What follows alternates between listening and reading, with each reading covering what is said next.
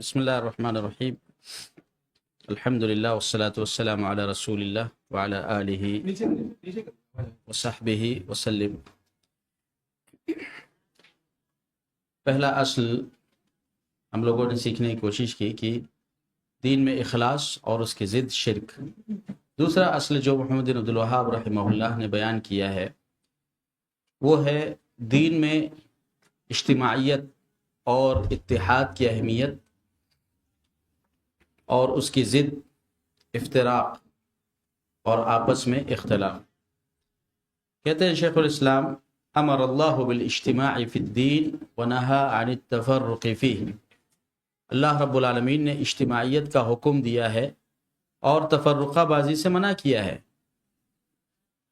اور اس موضوع کو اللہ تعالیٰ نے اتنے اچھے انداز میں بیان کیا ہے کہ ایک عام آدمی بھی سمجھ سکتا ہے کہ دین میں اتفاق اور یونٹی سے کیا مراد ہے اور افتراق اور اختلاف سے کیا مراد ہے۔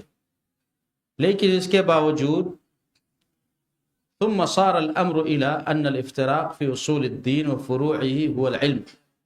اس کے باوجود اس دین میں کچھ ایسے دخیل علماء اور نام نہاد فقہاء آئے جنہوں نے اصول دین اور فروع دین میں اختلاف ہی کو دین کی اصل سمجھ لیا، اور اسی اختلاف میں بہت سارے ایسے احکامات تک جن کا وجود بھی قیامت تک نہیں ہے ان کو ایجاد کر دیا، اس میں لڑتے رہے یہاں تک کہ امت اپنے اتفاق اور یونٹی کے اصل مقصد سے ہٹ گئی، اور ہر وہ شخص جو دین میں گفتگو کرتا ہے، خواہ وہ زندیق ہو، خواہ وہ مجنون ہو، خواہ وہ دین اسلام کے حقائق سے واقف نہ ہو، لیکن چونکہ منصہ پر اور وجود پر وہ آدمی لوگوں کا عالم بنا بیٹھا ہے، مفتی بنا بیٹھا ہے، وہ فتوے دے رہا ہے اور امت گمراہ ہو رہی ہے۔ یہ بہت اہم اور عظیم اصل شیخ الاسلام نے ذکر کی کہ اجتماع سے کیا مراد ہے، افتراق سے کیا مراد ہے۔ یہ واضح ہونے کے باوجود آج ہمارے زمانے میں علم کا اور فقہ کا حال یہ ہے کہ جو بیچارے اہل علم ہے وہ خاموش ہے، اور جو اہل جہل ہے جن کے پاس آج ہمارے زمانے کے حساب سے سمجھ لیجئے کہ جن کے پاس سوشل میڈیا ہے، جن کو پوڈ کاسٹ کرنا آتا ہے، جن کو لوگوں تک ریچ کرنا پہنچنا آتا ہے، وہ عالم بنے بیٹھے ہیں اور لوگوں کی رہنمائی کر رہے ہیں۔ لہٰذا اسی بنیاد پر علم اور فقہ کے اندر ایسے مسائل ایجاد ہو گئے جو ہماری اجتماعیت کے منافی ہے۔ اجتماعیت سے متعلق آپ سب جانتے ہیں قرآن کریم میں اللہ رب العالمین نے کئی مقامات پر اجتماعیت کا حکم دیا، وَاعْتَصِمُوا بِحَبْلِ اللَّهِ جَمِيعًا وَلَا تَفَرَّقُوا، اور کہا کہ وَلَا تَنَازَعُوا فَتَفْشَلُوا وَتَذْهَبَ فتذهب نہیں ہے وَتَذْهَبَ رِيحُكُمْ۔ نعم، اسی طریقے سے حدیث میں اللہ کے نبی صلی اللہ علیہ وسلم نے اپنے حجۃ الوداع کے موقع پر بھی خاص نصیحت کی کہ مسلمان کے بھائی ہے، ان اموالکم واعراضکم ودماءکم حرام علیکم کحرمۃ یومکم ھذا فی بلدکم ھذا وفی شہرکم ھذا۔ تو مومن کے مومن پر حقوق ہے، لہٰذا ہم کتنا بھی اختلاف کریں تو حقوق کا ہمیں خیال رکھنا چاہیے۔ ایسا نہیں کہ صحابہ میں اختلاف نہیں تھا، صحابہ میں بھی اختلاف تھا، لیکن وہ اختلاف ایسا نہیں تھا جس سے امت میں آپسی تفرقہ بازی اور ایک دوسرے کے خلاف حقد، طعن اور تشنیع اور حسد لازم آتا ہو۔ نعوذ باللہ وحاشا وکلا من ذلک۔ حتیٰ کہ ابن خزیمہ رحمہ اللہ نے لکھا ہے، اور یہ بہت بڑی بات ہے، بہت بڑی بات ہے، کہ صحابہ نے اگر کسی مسئلے میں اختلاف بھی کیا ہے تو اس اختلاف کے اندر اہل سنت والجماعت کے کسی نہ کسی اصول کی بنیاد پڑی ہے۔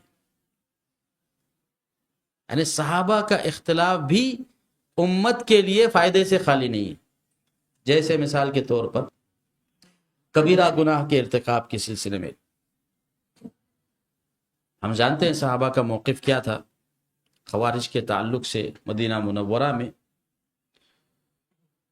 لیکن اس کے باوجود انہی خوارج کے پیچھے جو فکر میں ایک تضاد رکھتے تھے، کانٹرڈکس تھا اللہ کے نبی کی سنت پر عمل کرنے والے صحابہ، اور جو سیدنا عثمان کے قتل میں شریک تھے، مسجد نبوی میں پورے مسجد پر ان کا قبضہ ہے، نماز بھی وہی پڑھا رہے ہیں، مگر صحابہ کی نصیحت تھی نماز برابر پیچھے پڑتے، نماز کو نہیں چھوڑا۔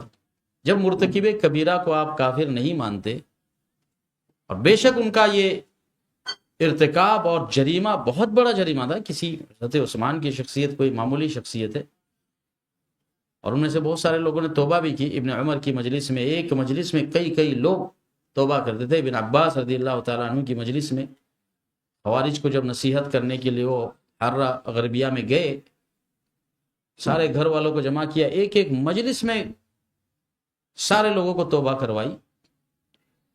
تو اس مسئلے میں ان کا اختلاف تھا، تو اسی اصل کی بنیاد پر تھا کہ خوارج بھلے ہی ہمارے ساتھ تضاد رکھتے ہیں، مگر مرتکب، اس اصل اور اس اصول کی بنیاد پڑی کہ مرتکب کبیرہ اسلام سے خارج نہیں۔ یہ صحابہ کے منہج اور ان کے آئیڈیالوجی کی بنیاد پر اس اصول کی بنیاد پڑی ہے۔ دوسرا اصل مثال کے طور پر، صحابہ میں یہ اختلاف تھا کہ اللہ کے نبی صلی اللہ تعالیٰ علیہ وسلم نے اللہ رب العالمین کو دیکھا ہے یا نہیں دیکھا ہے نا؟ اختلاف آپ لوگ جانتے ہیں، جو لوگ طلاب علم شرعی ہے، رآہ من قلبہ۔ حضرت عائشہ رضی اللہ تعالیٰ عنہ کہتی ہے کہ جس نے کہا کہ اللہ کو دیکھا اس نے جھوٹ بولا، جبکہ ابن عباس اور دیگر لوگ اس کے قائل تھے۔ تو بعض صحابہ قائل نہیں ہے، بعض قائل ہے۔ اس سے علماء نے یہ استدلال نکالا ہے کہ اللہ رب العالمین کی رؤیت کے سلسلے میں صحابہ اکرام کا یہ اختلاف اہل سنت والجماعت کی اصل کو جنم دیتا ہے کہ چونکہ اللہ رب العالمین کو دیکھنا ممکن ہے، اس امکان کی بنیاد پر صحابہ کا یہ اختلاف تھا۔ یہ اہل سنت والجماعت کے اصول میں سے ایک اصل بن گیا کہ اللہ کی رؤیت قیامت کے بنیادی اعتقاد میں، علماء سلف کے بنیادی اعتقاد میں سے ایک اعتقاد، اس کی بنیاد پڑ گئی کہ اللہ کو دیکھنا ممکن ہے۔ اگر ممکن نہیں ہوتا تو موسیٰ مطالبہ تھوڑی کرتے، اگر ممکن نہیں ہوتا تو یہ نہیں کہا جاتا کہ لا تدرکہ الابصار وہو یدرک الابصار، نہیں کہا جاتا۔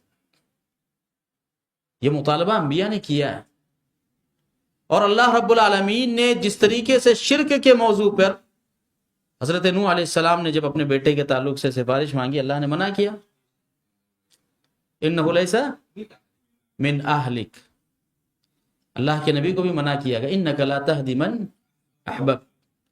لیکن موسیٰ نے مطالبہ کیا رؤیت کا، کہا کہ لا ترانی، لن ترانی، ممکن نہیں ہے، ولیکن انظر الى الجبل فإن استقر مكانه فسوف، امکانیہ موجود تھا۔ تو صحابہ کا کسی مسئلے میں اختلاف کرنا، بظاہر وہ ہمیں اختلاف نظر آئے، لیکن وہ اہل سنت والجماعت کے کسی اصل، کسی فنڈامنٹل اور کسی اصول کی وہ بنیاد ہوتی ہے۔ اسی لیے سارے اہل سنت کا اتفاق ہے کہ اہل سنت والجماعت کے بنیادی اعتقاد میں، اعتقاد کے ابواب میں اس مسئلے کو ذکر کیا جاتا ہے کہ اللہ کی رؤیت، یہ اہل سلف کے اعتقادات میں سے ایک اعتقاد ہے، جبکہ اہل بدعت اس کو نہیں مانتے۔ آپ نے سنا مفتی خلیلی صاحب جو عمان کے مفتی ہے، ان سے لائیو سوال ہوا ٹی وی کے اوپر کہ ہم لوگ حج پہ جاتے ہیں یہاں سے عمان سے، بعضی حکومت ہے، خوارج کی حکومت ہے، تو وہاں پر جو امام صاحب امامت کرتے ہیں مینا میں، عرفہ میں، تو ان کے پیچھے ہم کو نماز پڑھنا چاہیے کہ نہیں پڑھنا چاہیے؟ تو وہاں کے مفتی نے یہ جواب دیا کہ نہیں پڑھنا چاہیے۔ اس کی وجہ یہ ہے کہ یہ لوگ یہ اعتقاد رکھتے ہیں کہ اللہ کی رؤیت آخرت میں ممکن ہے۔ دیکھیں یہ اساس میں سے ہے اللہ کی رؤیت کا اعتقاد۔ تو صحابہ نے اگر کسی مسئلے میں اختلاف کیا ہے تو وہ اختلاف بھی صحابہ کے اختلاف کو امت کے اختلاف سے الگ نظریے میں دیکھنے کی ضرورت ہے۔ جو لوگ کہتے ہیں اختلاف امتی رحمہ، درست نہیں ہے۔ ہاں، اختلاف الصحابہ رحمت سے خالی نہیں ہے، رحمت سے خالی نہیں ہے۔ اختلاف الصحابہ کی نوعیت الگ ہے اور اختلاف امت کی نوعیت الگ ہے، جس کا زیادہ تر اقتراب افتراق کے ساتھ. اسی لیے اللہ کے نبی صلی اللہ علیہ وسلم کی زبان میں آپ نے کہا لا یصلین احدکم الا فی بنی قریظہ میں جا کر نماز پڑھو گے. حکم تھا اللہ کے نبی کا، لیکن بعض صحابہ نے اپنی ثوابدید سے پڑھا اور بعض صحابہ نے جی ہاں، تو اللہ کے نبی نے دونوں کو برقرار رکھا، دونوں کو برقرار رکھا. یہ اس بات کی دلیل ہے کہ صحابہ اکرام کے اختلاف کو عام امت کے اختلاف کے ساتھ ہمیں جوڑ کر نہیں دیکھنا چاہیے. صحابہ کے اختلاف یہ امت کے لیے رحمت ہے. اسی لیے اصول اہل سنت والجماعت میں سے یہ ہے کہ صحابی اگر صحابی کے ساتھ اختلاف کر لے تو اس اختلاف میں اہل سنت والجماعت کے کسی اصل کی بنیاد پڑتی ہے. اور امت محمدیہ صلی اللہ علیہ وسلم کو اختلاف سے صراحت کے ساتھ روکا گیا. محمد بن عبد الوہاب کہتے ہیں رحمہ اللہ کہ اس امت کے عظیم اصولوں میں سے ایک یہ ہے کہ ہمیں دین کے معاملے میں افتراق سے کام نہیں لینا چاہیے. جن مسائل کو امت کی ضرورت نہیں ہے ان مسائل کو بیان نہیں کرنا چاہیے. اور علم اور علماء اور فقہ اور فقہا حقیقت میں کون ہے اور حقیقت میں کون بننے کی کوشش کر رہے ہیں ان سے ہوشیار رہنا چاہیے تاکہ دین میں ایسے مسائل ایجاد نہ ہو جو ہمارے افتراق کا سبب بنے. آج اس سوشل میڈیا کے دور میں آپ دیکھیے اللہ نے سب کو لکھنے کی صلاحیت دی ہے. جتنے لکھنے والے ہیں سارے گفتار کے غازی بنے بیٹھے ہیں، اور جب عمل کی باری آتی ہے تو عمل میں ایک طرف سے امت محمدیہ کے ہمارے افراد سب کے سب پیچھے نظر آتے ہیں. اور اس کی سب سے بڑی دلیل ہمارے فجر کی نمازیں ہیں. من صلی الفجر فی جماعہ فہو فی ذمۃ اللہ. آج دیکھ لیجئے، لیکن فجر کی نماز کی سنت کے سلسلے میں ابھی اختلاف سوشل میڈیا پہ چھیڑ دیجئے، اس کے بعد دیکھیے کتنے صفحات لوگ بھر دیں گے. تو اس لیے اختلاف کی نوعیات کو سمجھنا اور حقیقی علماء کو پہچاننا ضروری ہے. تیسرا اصل ہے. چوتھا اصل دوسرا اصل تھا الاصل الثالث. تیسرا اصل ہے ان من تمام الاجتماع السمع والطاعة لمن تأمر علينا ولو كان عبدا حبشيا.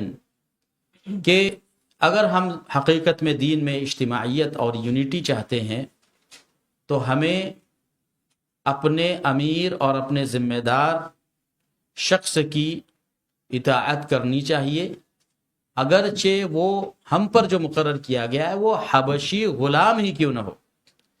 اگر وہ ہم پر ذمہ دار مقرر ہے، اگر وہ ہم پر امیر مقرر ہے، اگر وہ ہم پر والی ہے، سلطان ہے، تو ایسی صورت میں لا محالہ اس کی اطاعت واجب ہے. پھر کہتے ہیں ثم صار هذا الاصل لا يعرف عند اکثر من يدعي العلم. کہ اس اصل کی وضاحت کے باوجود آج بہت سارے علم کا دعویٰ کرنے والے خود اس اصل سے بہت زیادہ دور ہے. فکیف العمل بھی، تو عمل کا تعلق تو اور بھی زیادہ گمبھیر ہے کہ لوگ اس اصل کو نہیں سمجھ پا رہے ہیں اور اس پر عمل نہیں کر پا رہے ہیں. یہی وجہ ہے کہ دین میں اختلافات بڑھ رہے ہیں اور مسلمان یونٹی میں نہیں آ رہے ہیں. تو یونٹی میں آنے اور اتفاق میں آنے کا سب سے بڑا ذریعہ ہے کہ امراء اور ولاء کی اطاعت کی جائے.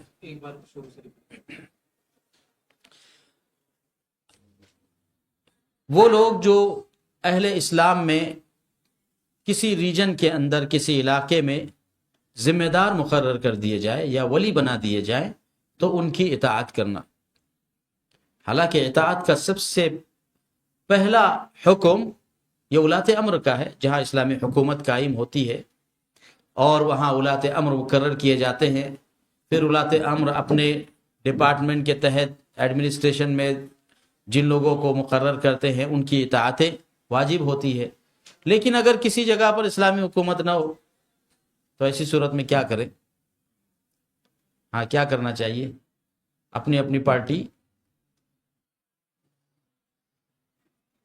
کیا حل ہے اس کا؟ جی ہاں، جو اسلامی باڈی اسلام کے فنڈامنٹل اور اصول پر قائم ہے تو ان کے ساتھ جڑنا ضروری ہے. اب یہ جو جڑنے والی کیفیت ہے غیر اسلامی حکومتوں کے اندر، بہت طویل کلام ہے علماء کا اس موضوع پر، لیکن خلاصے کے طور پر یہ کہ جس نقطے اور جس عنصر کے تحت، جس اسپیشلائزیشن کیا بولتے ہیں اسپیشلائزیشن کے تحت جمع ہو سکتے ہیں، اس کے تحت جمع ہونے کی کوشش کرنا چاہیے. جو جس علاقے میں، جس قطر میں، فی کل قطر امیر، وہ مقرر کیا جائے. یہ اتنا بڑا جامعہ چل رہا ہے، اس کا ایک امیر ہے، تو اس جامعے کے حدود اور قیود کے اندر ان کی عمارت ہے. اس جامعہ کے باہر گاؤں کا ایک نظام ہے، نظام جنازہ ہے، نظام میراث ہے، قبرستان اور مسجد کا نظام ہے، اس کے وہ ذمہ دار ہے. اسی طریقے سے اسٹیٹ لیول پر ذمہ داریاں ہوتی ہے اور پھر ملک لیول پر ذمہ داریاں ہوتی ہے. تو ہر اسٹیج پر اپنی ذمہ داریوں کا خیال رکھنا چاہیے، اور سمع اور اطاعت کے اصول بھی ان کے ذمہ داریوں کے بقدر ان پر نافذ ہوتے ہیں. آج کے زمانے میں اس کی تطبیق مکمل طور پر ممکن نہیں ہے کہ مکمل طور پر آپ یہ کہیں کہ ہر چیز میں ان کی اطاعت کی جائے. کیا یہ ممکن ہے آج کے زمانے میں؟ نہیں ممکن ہے. ہمارے امیر صاحب گجرات کے ہو یا آندھرا پردیش کے ہو، کہیں کے کیرلا کے ہو، اگر کہے کہ نہیں اس سال ووٹ اپنے کو سب کو جو ہے فلاں پارٹی کو ہی دینا ہے، تو کیا ان کی اطاعت ہے؟ ان کی فیلڈ نہیں ہے وہ. ہم دعوتی کوارڈینیشن کے ساتھ اور اسلامی احکام کی تنفیذ اور اپنے اسلام کی تسہیل کے لیے ایک نظام کے ساتھ جڑے ہیں، تو ان کی اطاعت اس نظام میں ہے، ان کی اطاعت اس نظام میں ہے. اللہ یہ کہ گروپ آف فیڈریشن جمع ہو اور اس کے بعد سارے لوگ مل کے فیصلہ کریں کہ نہیں، ہم لوگ اس بار جو پولیٹیکل ہمارا سٹینڈ ہے وہ ہم اپنے فیڈریشن کے ساتھ لیں گے، تو اس کا حکم الگ ہے. اس لیے احکام اس میں بہت زیادہ اس میں تفریعات ہے.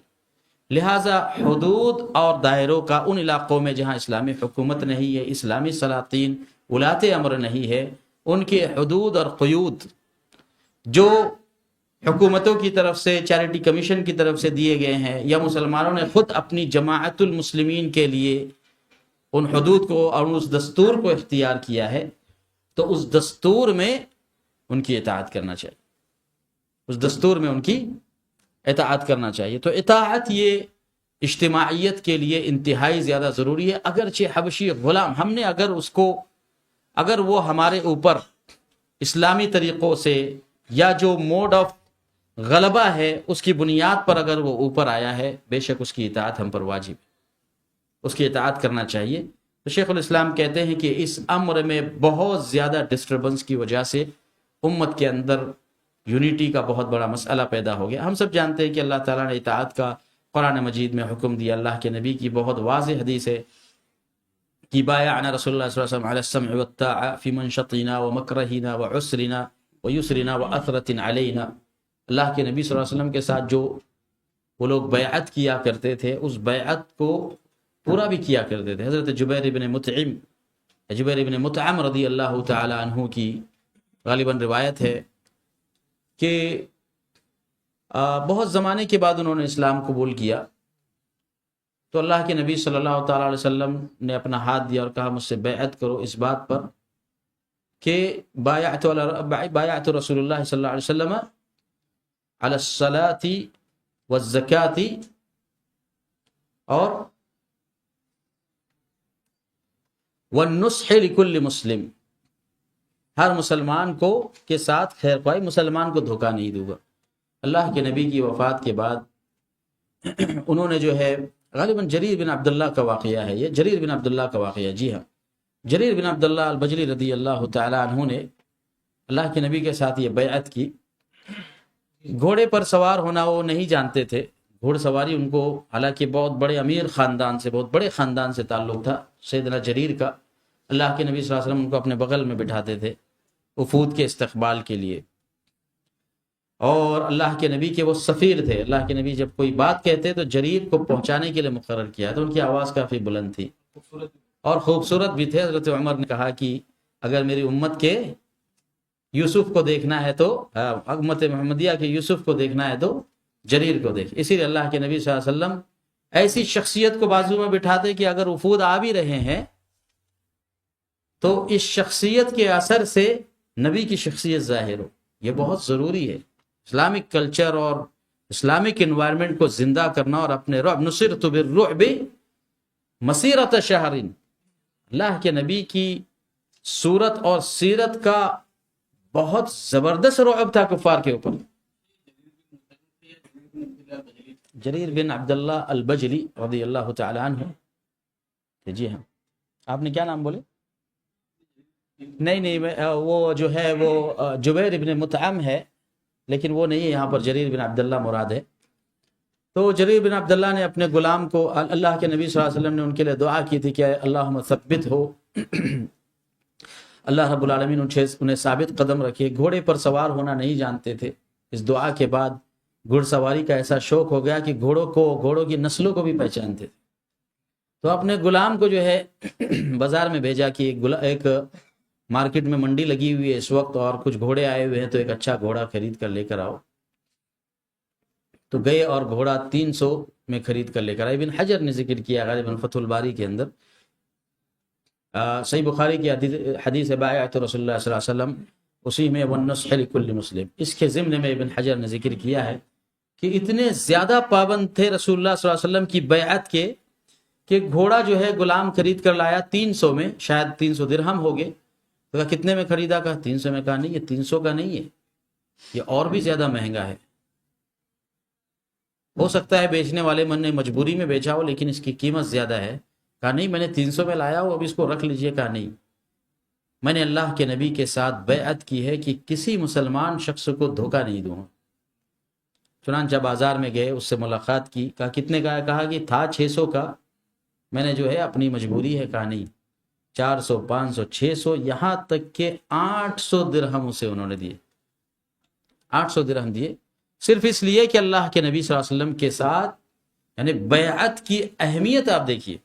وہ بیعت نہیں جو آج لوگ کرتے ہیں رسی پکڑ کے اور لائن میں کھڑے رہ کے اور ہاتھ مصافحہ کرنے سے بیعت نہیں ہوتی۔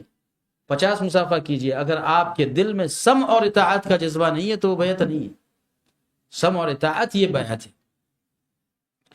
تو اللہ کے نبی صلی اللہ علیہ وسلم کی کئی حدیث میں ملتا ہے کہ اللہ کے نبی صلی اللہ علیہ وسلم فرمایا کہ جب تم میں سے کوئی شخص اپنے امیر سے کچھ ایسی مکروہ چیزیں دیکھے جسے وہ ناپسند کرتا ہے، فَلْيَصْبِرْ، اس پر صبر کرے۔ امت کے اجتماع اور یونٹی کا یہ تقاضا ہے کہ آج جو شخص کرسی پر ہے، آپ کے پاس اس کی گارنٹی نہیں کہ اس سے بہتر شخص آئے گا۔ ہر زمانہ جانے والے زمانے کے مقابلے میں برا ہی ہوتا ہے، قیامت کی علامتوں میں سے ایک۔ ابن رجب الحنبلی رحمہ اللہ نے فضل علم السلف علی علم الخلف، ان کی کتاب ہے، اس کا دورہ ہونا چاہیے یہاں پر، بہت زبردست کتاب ہے فضل علم السلف علی علم الخلف۔ ابن رجب نے کہا کہ یہ سٹیپس اور درجات ہے۔ اللہ کے نبی صلی اللہ تعالی علیہ وسلم سیدنا ابو بکر اور عمر کے مقابلے میں کم بولنے والے تھے، مگر آپ کے پاس جوامع الکلم تھے۔ پھر اس کے بعد عشرہ مبشرہ بالجنہ ابو بکر اور عمر کے مقابلے میں زیادہ بولتے تھے، ابو بکر اور عمر رضی اللہ تعالی عنہما ان کے مقابلے میں کم بولتے تھے، مگر ان کا معنی تھا، جوامع الکلم ان کے پاس تھے۔ پھر صغار صحابہ کی گفتگو زیادہ ہے بنسبت کبار کے، کبار کم بولتے تھے، معنی زیادہ ہوتا، صغار میں وہی تفصیلات ہیں۔ پھر اس کے بعد تابعین صغار صحابہ کے مقابلے میں انہوں نے تو بہت زیادہ بولا، اور آج ہم جس زمانے میں پہنچے اس میں صرف لوگ بول ہی رہے ہیں، عمل نہیں۔ بہت بڑی بات جو ہے انہوں نے جو ہے اس کتاب میں لکھی ہے فضل علم السلف علی علم الخلف کے اندر۔ تو اگر ہم اپنے امیر کی طرف سے کوئی چیز دیکھیں اس پر صبر کریں، صبر کا حکم دیا گیا ہے۔ اس اصل کے چھوڑنے کی بنیاد پر امت محمدیہ کے ساتھ جو حالات ہوئے ہیں، خوارج اور معتزلہ نے اموی حکومت کو، عباسی حکومت کو اور اس کے بعد آنے والی اسلامی حکومت کے ساتھ کیا کھلواڑ کیا، وہ سارا ہمارے سامنے ہے، اس پر گفتگو کی ضرورت نہیں ہے۔ تو امت میں اختلاف اور انتشار کے بنیادی اسباب میں سے ہے عدم اطاعت۔ اللہ اور اس کے رسول کی اطاعت کو تو سب مانتے ہیں، دعویٰ سب کے پاس ہے، مگر اولو الامر کی اطاعت اور اولو الامر کے فقدان میں وہ علماء جو اولو الامر کے قائم مقام ہیں ان کی اطاعت ایک الگ مفہوم ہے. ہمارے یہاں ایک بہت بڑی غلط فہمی ہے کہ مدرسے سے فارغ تو کہتے ہیں ہم عالم ہیں. عالم صرف مدرسے سے فارغ ہونے سے نہیں بنتا، وہ تو اس کو صرف ڈگری ملتی ہے، لیکن عالم اپنے اساتذہ اور کبار شخصیات سے سیکھنے کے بعد عالم بنتا ہے. حضرات صحابہ جب انہوں نے کبار صحابہ صغار نے جب کبار سے سیکھا تو وہ عالم بنے. اور امام مالک رحمہ اللہ فرماتے ہیں کہ ہم تابعین سے سیرت کو ایسے ہی یاد کیا کرتے تھے جیسے قرآن کی آیتیں یاد کی جاتی. اس کے لیے اساتذہ مقرر تھے. امام شافعی رحمہ اللہ کا واقعہ بہت مشہور ہے. امام مالک کی مجلس میں جب آئے، امام مالک ہر ایک کو نہیں بٹھاتے تھے مجلس میں. امام مالک کی جب طبیعت دیکھی، موطا یاد کر کے آپ کے سامنے آئے اور شاگردی کا مطالبہ کیا. امام مالک تو اتنے سخت تھے کہ مجلس سے جس طریقے سے صاحب بدعت کی مجلس میں جانا درست نہیں ہے، اس طرح صاحب بدعت کو مجلس میں بٹھانا بھی درست نہیں. ہمارے یہاں لکھتے ہیں کہ بلا تفریق مسلک و ملت، یہ سارے پروگرام کے لیے نہیں ہونا چاہیے. امام مالک رحمہ اللہ کا واقعہ مشہور ہے، جو استوا کے موضوع پر جس شخص نے اعتراض کیا، اور یہ صرف امام مالک کے ساتھ خاص نہیں، امام احمد بن حنبل رحمہ اللہ سے بھی یہ بات وارد ہے، اور امام دارمی رحمہ اللہ سے. عقیدے کی کتابیں آپ پڑھیے، یہ علم کی اصالتوں میں سے ہیں کہ صاحب بدعت کب کون سا شبہ چھوڑ دے آپ کو پتہ بھی نہیں چلے گا.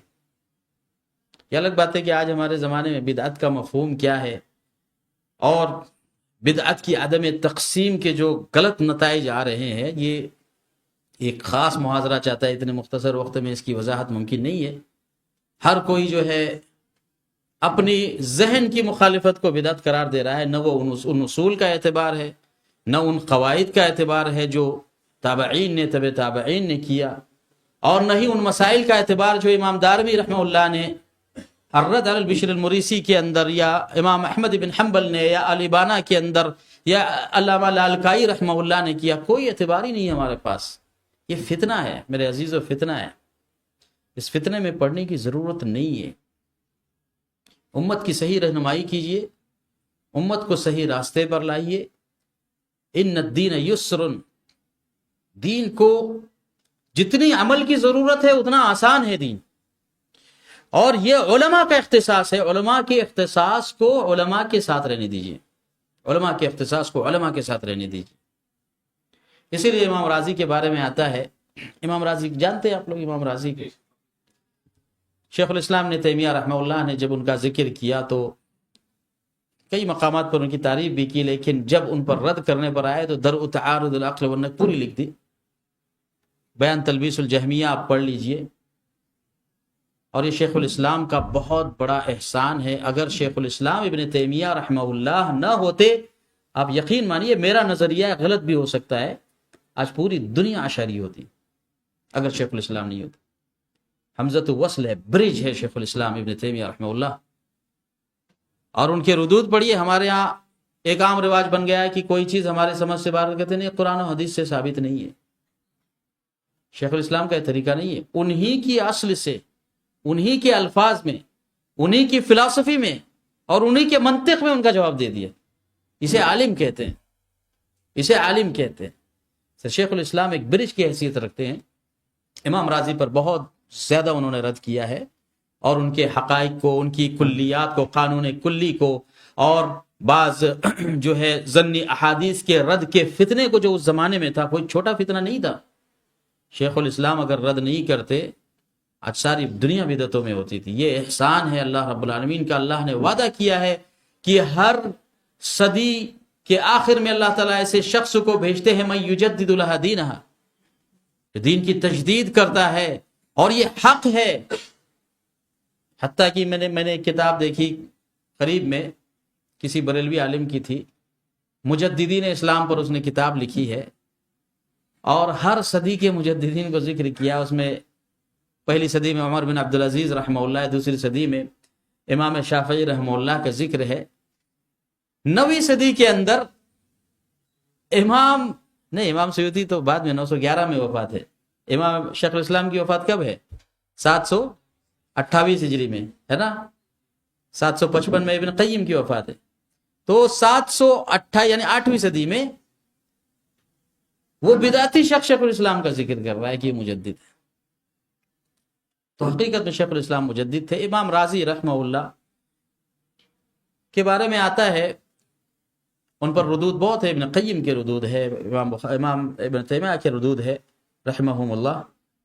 تو امام رازی جو ہے بغداد کی کسی گلی میں چل رہے ہیں، بڑے عالم تھے، غلطیاں کی ہے، تفسیر میں بھی غلطیاں، لیکن اہل تشیع پر بہت سخت تھے. باطنیت کے خلاف ان کی کتابیں اور ان کے مضامین، اور اہل الحاد کے خلاف ان کے شبہات اور بعض جگہوں پر اس کے جوابات بہت اسٹرانگ اور بہت قوی جوابات ہیں. تو کسی مجلس عراق میں کسی گلی سے گزر رہے تھے، تو سارے لوگ طلاب کی لسٹ جو ہے ایک بڑی تعداد ان کے گرد گھیر کر جو ہے چل رہی ہے. اور اس وقت یہ علم کا احترام تھا. امام ابو حنیفہ رحمہ اللہ کے تعلق سے غالباً امام مسلم نے ذکر فرمایا ہے کہ امام مسلم اپنے استاد حماد بن ابی سلمہ کا اتنا احترام کرتے کہ ان کے گھر کی طرف پیر بھی نہیں کرتے. یہ استاد کا احترام تھا، یہ ان کا اپنا سٹینڈ تھا. گھر کی طرف پیر بھی نہیں کرتے، یہاں تک کہ امام ابو حنیفہ رحمہ اللہ اور ان کے استاد حماد کے گھر کے درمیان بینہما 7 سکک، 7 گلیاں تھیں، 7 گلیاں. لیکن یہ استاد کا احترام تھا، یہ احترام تھا استاد کا. تو امام راضی جب گزر رہے تھے، لوگ ان کے ساتھ چل رہے ہیں، تو کسی عورت نے کھڑکی میں سے جھانک لیا اور کہا کہ یہ کون شخص ہے جس کے ساتھ اتنے سارے لوگ چل رہے ہیں؟ تو انہوں نے کسی شخص نے رک کر کہا کہ کیا تم نہیں جانتی، یہ وہ شخص ہے جن کے پاس اللہ رب العالمین کے وجود کے تعلق سے 1000 دلیلیں موجود ہیں، 1000 سے زائد دلیلیں موجود ہیں. وہ عورت بیچاری عامی تھی، اپنے گھر میں نماز اور روزے ادا کر رہی ہے. اللہ کے نبی کی حدیث ہے کہ ایک عورت اپنے گھر میں نماز اور روزہ ادا کرے، اپنے شوہر کی اطاعت کرے، اسے کہا جائے گا جنت کے 8 دروازے میں سے جس دروازے سے چاہے داخل ہو جائے. اور یہ دین میں اصل ہے، عوام کے اندر اصل یہ ہے. آپ کو ضرورت نہیں ہے بہت سارے ایسے مسائل کی گہرائی جن کا تعلق آپ کے اپنے سماجی زندگی سے نہیں ہے، آپ کو ضرورت نہیں ہے. یہ علماء کا اختصاص. اس عورت نے کہا کہ 1000 شبہات کے جواب کی ضرورت اسی کو پڑ سکتی ہے جس کے پاس پہلے سے 1000 شبہات موجود ہو. تو دلائل کی ضرورت پڑتی ہے، مجھے اس کی ضرورت ہی نہیں ہے. تو ایک عام آدمی کو اور ایک عام ناگرک کو اپنے دین میں اتنے مسائل سیکھنا چاہیے جتنے مسائل اس کے لیے ضروری ہے. تجارت میں جس تجارت سے جڑا ہے اس تجارت کے بنیادی مسائل، نماز اور روزے کے بنیادی مسائل، اور جہاں تک یہ انٹلیکچول مسائل ہے جن کا تعلق ریٹورک جو ہے فلسفی کے ساتھ ہے، جو شرک اور بدعات کے مسائل، علماء کا اختصاص. ان میں علماء کی اطاعت اور علماء کے بیان کیے گئے اصول کی اطاعت انتہائی زیادہ لازم ہے. بھلے ہی آپ کو یہ سمجھ میں آ رہا ہو کہ یار بظاہر تو یہ مسئلہ حدیث کے خلاف ہے، آپ کے نزدیک حدیث کے خلاف ہے، مگر وہ علم میں، تقوی میں، احکام کی معرفت میں، استنباط میں آپ سے بہتر ہے. یہ جذبہ اگر پیدا نہیں ہوگا، امت کی اختلافات ختم نہیں ہوگی. اسی لیے ولاۃ امر کی غیر موجودگی میں وہ ولاۃ امر جو شرعی ولاۃ امر ہے ان کی اطاعت اور انہیں اپنا بڑا ماننا اور سینٹرلائزیشن کے طور پر اس فتوے کو ماننا، یہ انتہائی زیادہ ضروری ہے. جب ہم ہمارے زکوٰۃ کے موضوع پہ ان کو مان سکتے ہیں، ہم ہماری ہلال کمیٹی کے ٹاپک پر انہیں تسلیم کر سکتے ہیں، جب ہم رمضان کا چاند نظر آیا نہیں نظر آیا اس میں جب ہم اطاعت کو مان سکتے ہیں، تو دین کے مسائل پر عمل کرنے میں ہم اس سینٹرلائزیشن کو کیوں نہیں مان سکتے؟ یہ ہمارے اختلافات کا حل ہے اور اسی میں صبر ہے.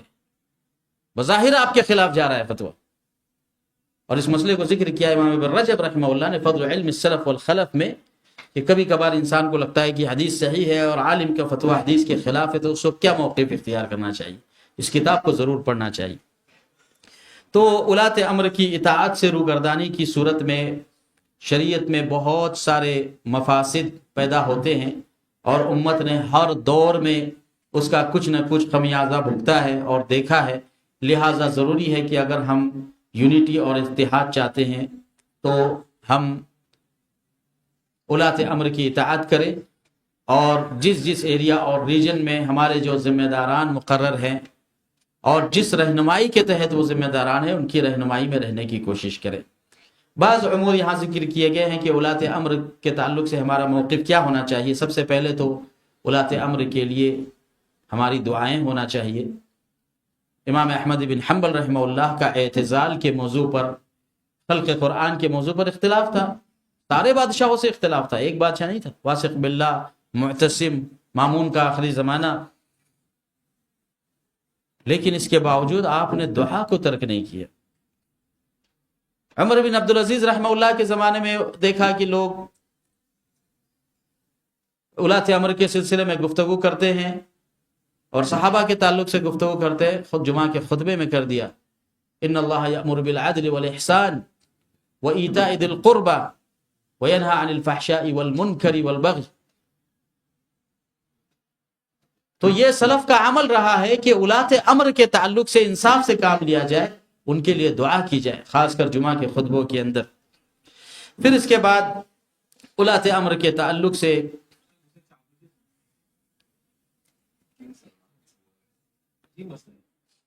لوگوں کو سمجھنے دیجئے، لیکن ہمیں جو حکم ہے ہمارے سلف کا اور ان کا جو عمل ہے ہمیں اس پر عمل کرنا ہے۔ سلف منبر سے اولاد امر کے لیے دعا کرتے ہیں۔ ہاں بے شک دعا کرتے ہیں، حتیٰ کہ اولات امر بدعتی کیوں نہ ہو۔ کہ امام احمد بن حنبل کے زمانے میں جو عمراء تھے ان کی بدعت میں کوئی شک ہے؟ کوئی شک ہی نہیں ہے، شبہ ہی نہیں ہے، لیکن اس کے باوجود بھی انہوں نے اس مسئلے کے اوپر صبر کیا، کیونکہ وہ جانتے تھے کہ حکومت گرنے کا مطلب کیا ہوتا ہے۔ کفار منہ لگا کے بیٹھے ہیں ایسے، بیزنٹین حکومت، رومان امپائر۔ ہارون رشید کے بارے میں آتا ہے نا، ان کے والد کہ کہتے تھے کہ بدلی جہاں گرے گی تو میرے انڈر میں گرے گی، اتنی حکومت وسیع تھی۔ تو ایک عالم کا فتویٰ بہت ساری جغرافیائی حالات کے انسحاب پر بھی، یعنی اس کی تطبیق پر بھی ہو سکتا ہے آپ کے ایک چھوٹے سے فتوے کی وجہ سے آپ کو اس نقصان کا اندازہ نہیں ہے، لیکن امت ہے سامنے، امت ہے ایک بہت بڑا، صرف اولات امر نہیں ہے۔ تو لہٰذا علماء حقیقی کا ہمیشہ سے یہ رول رہا ہے کہ انہوں نے اولات امر کے تعلق سے ہمیشہ اپنے موقف کو واضح رکھا ہے، ہمیشہ اپنے موقف کو واضح رکھا ہے کہ مجرد معصیت کی بنیاد پر ولی امر کی مخالفت نہیں ہوتی، یہ سلف کا منہج نہیں ہے۔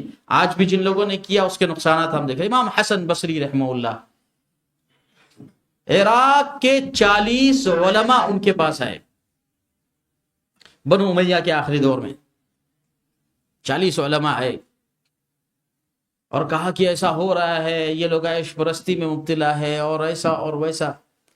کہا کہ اللہ تعالیٰ سے دعا کرو، اللہ تعالیٰ ان کے حالات کو سدھارے گا، لیکن خروج مت اختیار کرو۔ کہا نہیں، ہمارے پاس یہ دلائل ہے، ہمارے پاس اس سے اچھے بادشاہ موجود ہے اور ہم جو ہے اس مسئلے کو تبدیل کر سکتے ہیں۔ 40 علماء نے مخالفت کی، 40 کے 40 قتل کیے گئے۔ اور حسن بصری رحمہ اللہ کو جب ان کے قتل کی خبر ملی تو کہا کہ وَلَوْ أَنَّهُمْ صَبَرُوا، اگر وہ صبر کرتے اور اپنے مسائل کے لیے عوام الناس کی طرف رجوع کرنے کی بجائے عوام الناس کو اپنے اولات امر اور ان کے اطراف میں موجود علماء کی برائیاں بتانے کی بجائے اگر اللہ کی طرف رجوع کرتے، اللہ تعالیٰ کوئی راستہ نکالتا۔ 118 میں وفات ہوئی حسن بصری کی، ایک روایت میں 110 ہے، ایک میں 118 ہے۔ اور بنو امیہ کا سقوط کب ہوا ہے؟ 106 میں تو ختم ہو گئی تھی بنو امیہ، 132 کے اندر، 132 میں ساری بنی امیہ ختم ہو گئی۔ کیوں؟ اولات امر کے تعلق سے غلط موقف کی بنیاد پر۔ بہت سارے فیکٹر اور اسباب ہیں جن میں سے یہ ایک بنیادی سبب ہے، اور یہی سبب خلافت عثمانیہ کے زوال کا بھی ہے۔ خلافت عثمانیہ کے زمانے، اس پر نہیں جانا چاہتا، لیکن ہر دور میں آپ دیکھیں کہ اولاد امر کے ساتھ اگر انصاف نہیں کرو گے، اللہ تعالیٰ حکومتیں چلی جائیں گی، اس سے بہتر کبھی نہیں آئیں گی۔ عالم چلا جائے گا، عالم کا سقوط آپ کر دو گے، اسقاط نمونہ ہے سماج میں، آپ اپنی چاپلوسی سے اسے اتار دو گے، لیکن اس سے بہتر نہیں آ پائے گا۔ اس لیے صبر اور جو ہے آپس میں ایک دوسرے کے ساتھ سمجھداری سے کام لینا، یہ اس موضوع میں انتہائی زیادہ اہم ہے۔ یہ تیسرا اصل تھا۔ چوتھا اصل جو بہت زیادہ اہم ہے، الاصل الرابع بیان العلم والعلماء والفقہ والفقہاء وبیان من تشبہ بہم وليس منہم۔ علم اور علماء کا بیان، فقہ اور فقہاء کا بیان، اور اس بات کا بیان کہ بہت سارے لوگ عالم اور فقیہ نہیں ہوتے مگر عالم اور فقیہ بننے کی کوشش کرتے ہیں۔ پھر محمد بن عبد الوہاب رحمہ اللہ نے سورہ بقرہ کی آیت ذکر کی، یا بنی اسرائیل اذکروا نعمتی التی انعمت علیکم۔ بنو اسرائیل کے علماء کا ذکر کیا۔ بنو اسرائیل میں بھی بڑے بڑے علماء تھے، ربانیین تھے، ربانیین کوئی چھوٹی اصطلاح نہیں ہے قرآن کی اصطلاح۔ احبار عبداللہ بن سلام رضی اللہ تعالیٰ عنہ، نہیں بنو اسرائیل کی بات ہو رہی ہے، اس سے پہلے یوشع بن نون ہے، حزقیال ہے، بہت سارے انبیاء کا جو ہے تورات وغیرہ میں بھی، اور بہت سارے صلحاء کا ذکر ملتا ہے، لقمان علیہ السلام ہے۔ تو علم اور علماء اور فقہ اور فقہاء کو جاننا، ہمارے زمانے میں کون عالم ہے، کون فقیہ ہے، اور کون عالم اور فقیہ جیسا بننے کی کوشش کر رہا ہے، ان کو جاننا بہت ضروری ہے۔ اللہ تعالیٰ نے سورہ بقرہ میں ذکر فرمایا، محمد بن عبد الوہاب رحمہ اللہ فرماتے ہیں، بنو اسرائیل کی طرف اشارہ دیتے ہوئے کہ بڑے بڑے ربانیین تھے، بڑے بڑے علماء تھے، تورات کو انہوں نے نافذ کیا، اللہ کے احکام پر عمل بھی کروایا، لیکن ایک وقت ان میں ایسے آ گیا کہ احکام کو اپنی خواہش اور اپنی چاہت کے مطابق پھیرا کرتے تھے۔ اسی لیے فرمایا کہ اتأمرون الناس بالبر وتنسون انفسکم، لوگوں کو تو بھلائی کا اچھا حکم دیتے ہیں، بڑے لکھاڑو ہے، اچھی تحریر ہے، اور لوگوں کو نصیحت کر رہے ہیں کہ ماشاءاللہ تبارک اللہ، اور علم ان کے سطور بین السطور اگر پڑھیں تو شاید ہماری آنکھوں سے آنسو جاری ہو جائیں، مگر ان کی اپنی عملی زندگی۔ اللہ تعالیٰ نے بنو اسرائیل کی طرف اشارہ کیا، اور اسی بنو اسرائیل کی آیت کو محمد بن عبد الوہاب نے اس ضمن میں یہاں پہ ذکر کیا، اتأمرون الناس بالبر وتنسون انفسکم وانتم تتلون الکتاب، کتاب کی تلاوت بھی کر رہے ہیں، ہل رہے ہیں، پڑھ رہے ہیں قرآن۔ یہود کو یہود کیوں کہتے ہیں؟ ہاں، یہود کو یہود کیوں کہتے ہیں؟ کب نام پڑا یہود کا؟ یہ بہت لمبا ٹاپک ہے۔ یہود کو یہود کہنے کی بہت ساری وجوہات ہیں، اس میں سے ایک وجہ ہے لأنہم کانوا یتہودون عند تلاوت التوراۃ، تورات کے پڑھتے وقت اس طریقے سے مارتے تھے۔ جی ہاں، منع کیا ہے علماء، لیکن اب ہمارے ہندوستانیوں کو یاد ہی نہیں ہوتا ہے، تو کیا کریں گے اس کو؟ جب تک ماریں گے نہیں ایسا تب تک ہوگا نہیں۔ ہمارے زمانے میں ہمارا ایک دوست تھا، ابھی بمبئی میں ہی رہتا ہے، نہیں ابھی وہ عالمیت کی فیلڈ میں نہیں ہے، بنگار کا بڑا دھندا ہے۔ تو مسجد میں جو ہے جس طریقے سے قرآن پڑھتے ہیں، تو وہ انگلش یاد کر رہا تھا، اور جو ہے وہ پڑھ رہا تھا فٹو ریٹن سے۔ ارے کیا پڑھ رہا ہے یہ؟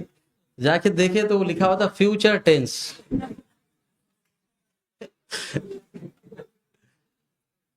تو ماشاءاللہ مدرسے کے بچوں کو اچھا خاصا تجربہ ہوتا ہے ہلنے کا اور یاد کرنے کا۔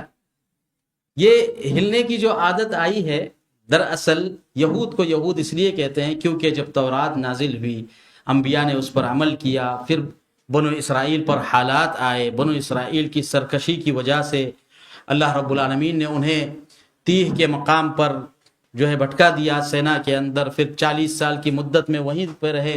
موسیٰ علیہ السلام کا انتقال بھی وہیں ہوا۔ اللہ تعالیٰ کا وعدہ تھا کہ وہاں سے مصر سے نکال کے فلسطین میں لے کر جائیں گے، وہاں فلسطین کی ساری حکومت سارے رومیوں کو اور رومانین امپائر کو اور فارسیوں کو بھگا دیں گے اور وہاں پر اللہ کی خلافت قائم ہوگی، اور ہوئی۔ یوشع بن نون جو حضرت موسیٰ کے جو ہے تلامذہ میں سے تھے اور قریبی تھے، انہی کے ہاتھوں پر وہ اس بھول بھلیا سے نکلنے میں کامیاب ہوئے۔ پھر اس کے بعد فلسطین گئے، فلسطین فتح ہوا، پھر صدیوں تک اس پر عمل ہوتا رہا۔ سلیمان علیہ السلام، داؤد علیہ السلام کی حکومت آئی۔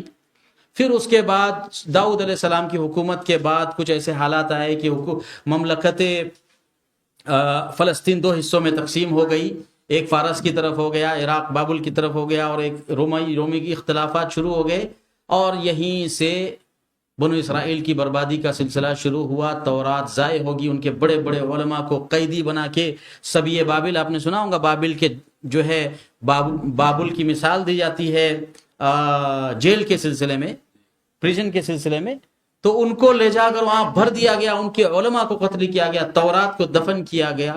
پھر بہت زمانے کے بعد، میں بہت شارٹ میں بتا رہا ہوں صرف سمجھنے کے لیے، بہت زمانے کے بعد ایک شخصیت آئی جس کا یہ لوگ احترام کرتے ہیں، عزیر یا عزرا یا جو بھی ان کا نام رہا ہو۔ تو عزیر نے جو ہے دوبارہ یہودیوں کو جمع کرنا شروع کیا، جہاں جہاں تورات کے نسخے ملے جو ہے جمع کیا، پھر لوگوں کو، نوجوانوں کی ٹیم تیار کی کہ جہاں کوئی حصہ مل گیا، چھوٹی سی لوح یا پارٹی یا کچھ زمین سے نکل گیا، آثار قدیمہ میں مل گیا، یا جیل میں بند لوگوں میں سے کسی کے پاس کچھ تورات مل گئی، اس کو جمع کرنا شروع کیا اور لوگوں کو یاد کرنے کے لیے بٹھایا۔ تو جلدی جلدی یاد کرنے کے لیے وہ زور زور سے مارا کر دے تاکہ جو ہے تورات کو کلیکٹ کیا جائے، یاد کیا جائے۔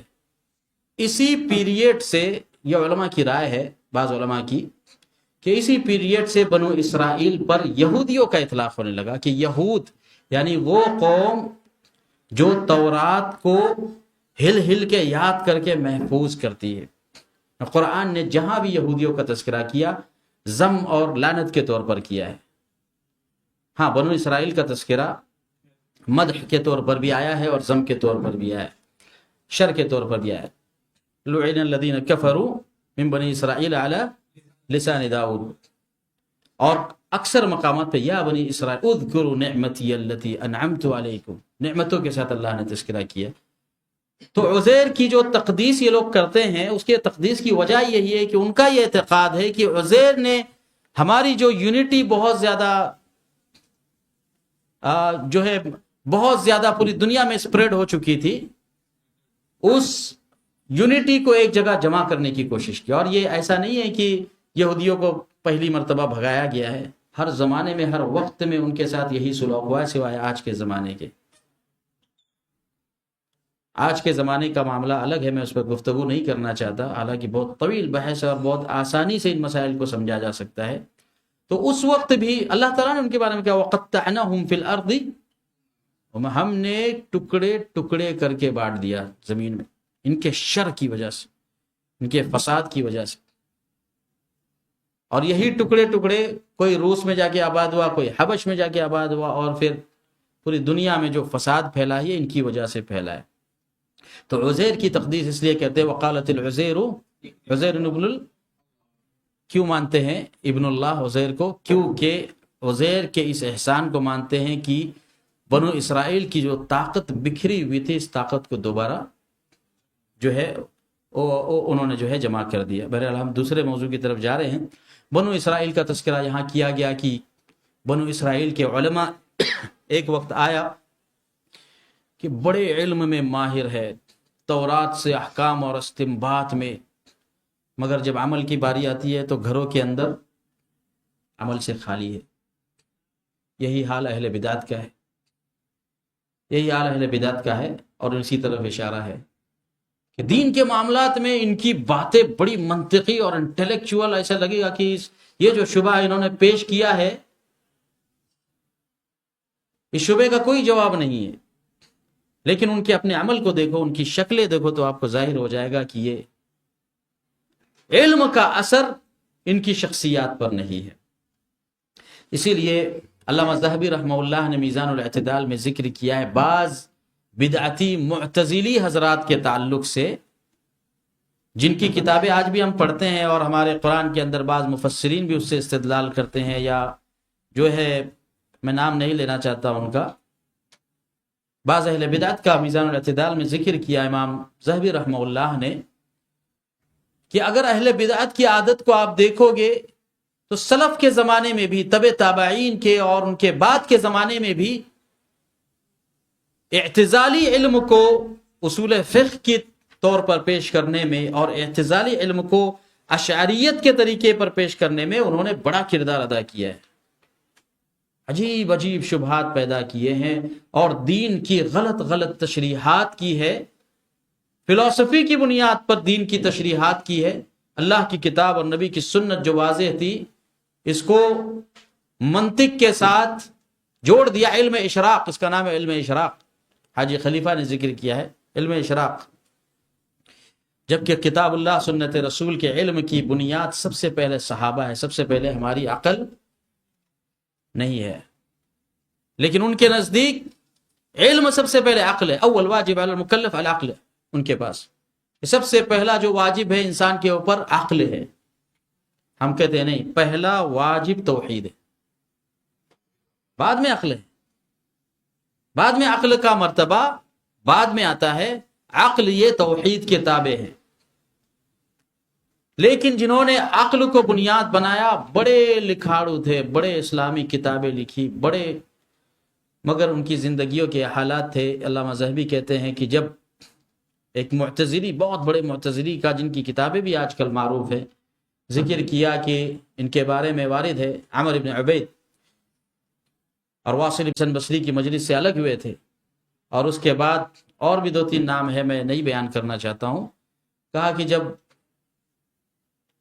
مسجد میں نماز پڑھتے تھے کأنہ صخر، گویا کہ چٹان ہے، لوگ انتظار کرتے کہ ابھی رکوع میں جائیں گے، لیکن لوگوں نے ان کے گھر میں جھانک کر دیکھا ہے، جب گھر میں نماز پڑھتے تھے گویا کہ کوا ہے۔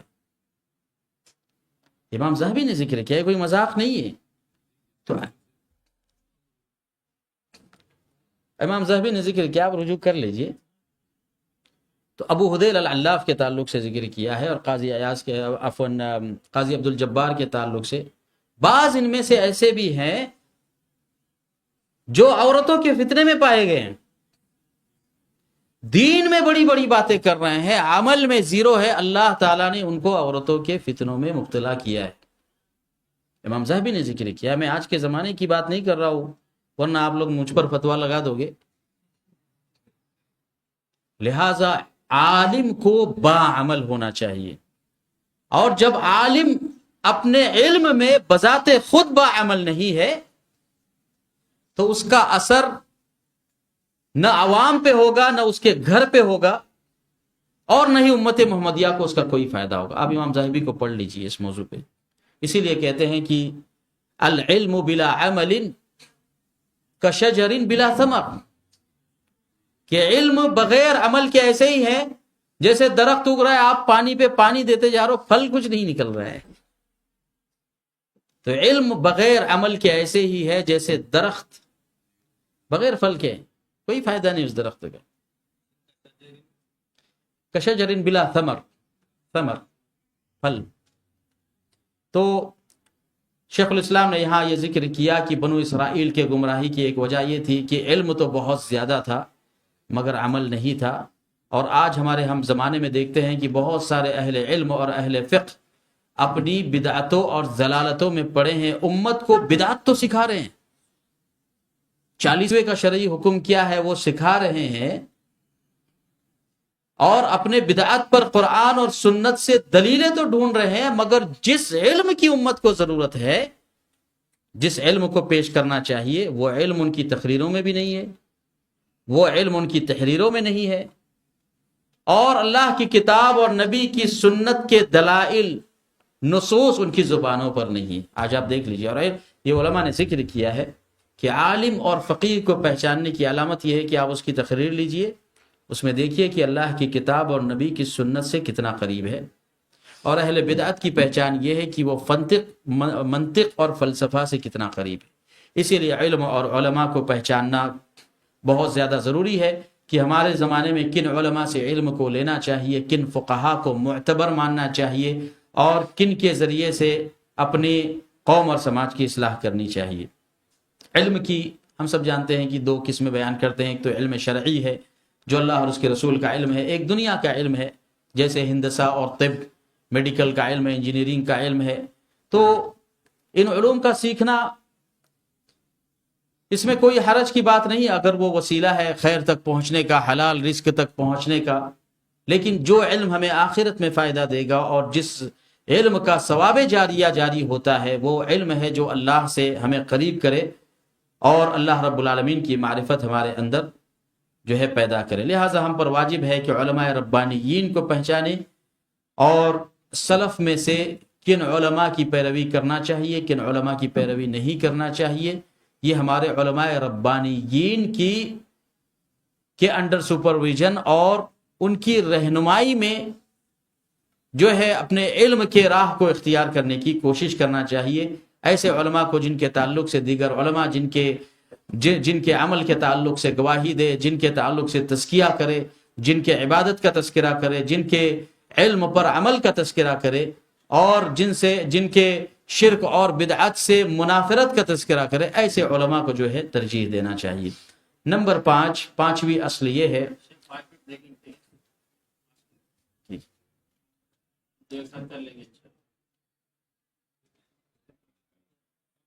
کیا رائے آپ لوگوں کی؟ کنٹینیو کریں یا جیسا آپ مجھے نہیں ضرورت ہے چاہیے، کنٹینیو کریں تاکہ جلدی ختم ہو۔ پانچویں اصل یہ ہے کہ جس طریقے سے علم اور علماء کو پہچاننا ضروری ہے، ہمارے زمانے میں ولی اللہ اور ولی الشیطان کی معرفت بھی ضروری ہے۔ ولی اللہ اور ولی الشیطان کی معرفت بھی ضروری ہے اور ان کی ضد منافقین کو جاننا بھی ضروری ہے۔